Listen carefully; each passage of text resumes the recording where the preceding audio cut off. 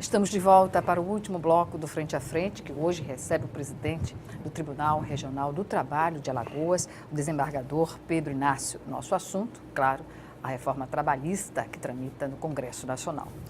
Doutor Pedro Inácio, falemos agora sobre a ótica que tem os trabalhadores, a Justiça do Trabalho, sobre a reforma trabalhista, no sentido de que essa nova legislação, ela pode possibilitar o aumento da informalidade, como também da precarização do trabalho. É verdade, a precarização é evidente. A terceirização desenfreada é a precarização do trabalho. E além de autorizar esta precarização do trabalho, a reforma e a legislação nova, ela tenta blindar as empresas e os empresários que contratam terceirizados. Como assim? Por exemplo, há um dispositivo na lei que, primeiro, obriga que o trabalhador vá à empresa que o contratou, reclame contra ela, e ela cria todo um ITER para depois chegar à empresa que recebeu o trabalho. Hoje não. Você pode reclamar imediatamente contra a empresa. O que ocorre com essas empresas terceirizadas? Muitas, são empresas de fachada, que quebram facilmente. Então o trabalhador vai primeiro reclamar contra essa empresa que já desapareceu, que os sócios sumiram. Pode entrar imediatamente contra uma grande empresa que o contratou terceirizado. Eu vou pegar aqui um exemplo assim, que é uma empresa que tem uma vasta terceirização, a Petrobras, tem 200 mil contratos. Então, ela pode reclamar diretamente contra a Petrobras ou contra qualquer outra grande empresa que terceirizou. A lei hoje exige que primeiro ela reclame contra esta empresa, a empresa falida, vamos chamar assim. E depois, ela blinda o empresário também, porque primeiro ela tem que reclamar contra a empresa, só por último é que vai a terceirização, a empresa que tomou o serviço. Então, a lei, ela precariza, e a experiência na Espanha, a experiência dos anos 80 não deu certo, o desemprego aumentou na Espanha. A Espanha é o país que tem mais desempregados na Europa.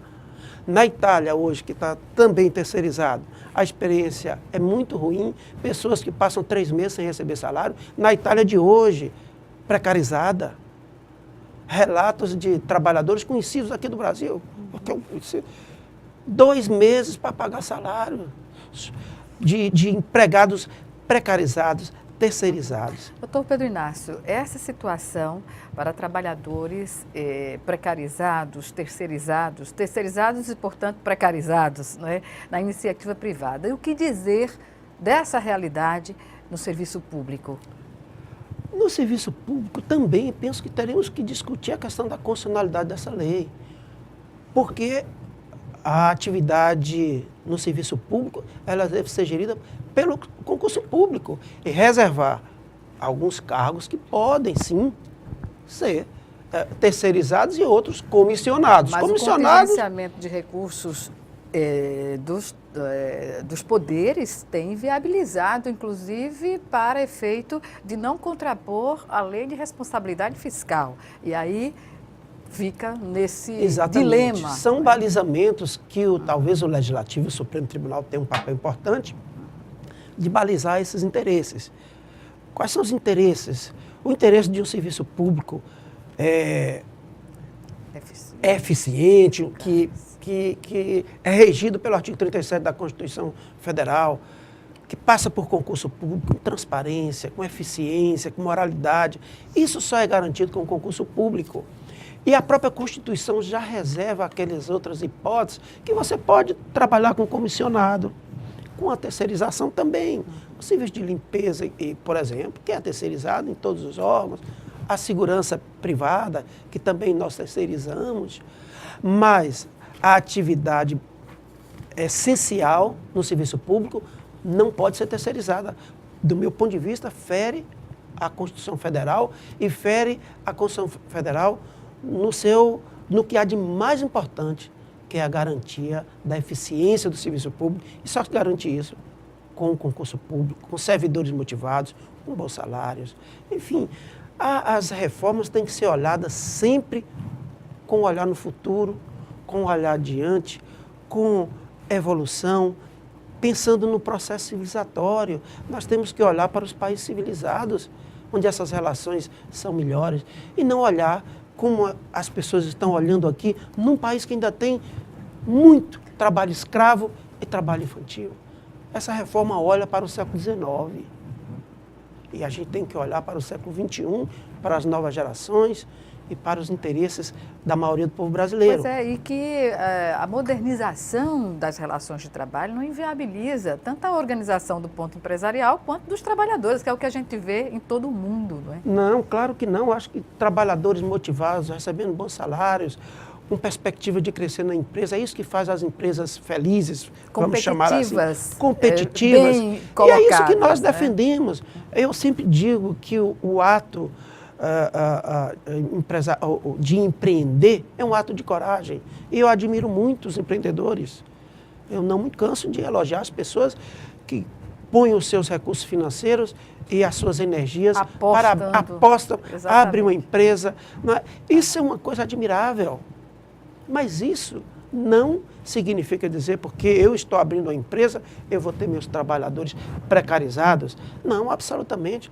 A empresa só pode marchar olhando para o futuro, com trabalhadores, com equipe, com gente feliz. E observar que um trabalho precarizado numa empresa, seja ela pública ou privada, vai interferir frontalmente na qualidade, na imagem que a empresa vai ter e na prestação do seu serviço. Exatamente. Né? Os acidentes do trabalho, a maioria deles são com trabalhadores terceirizados.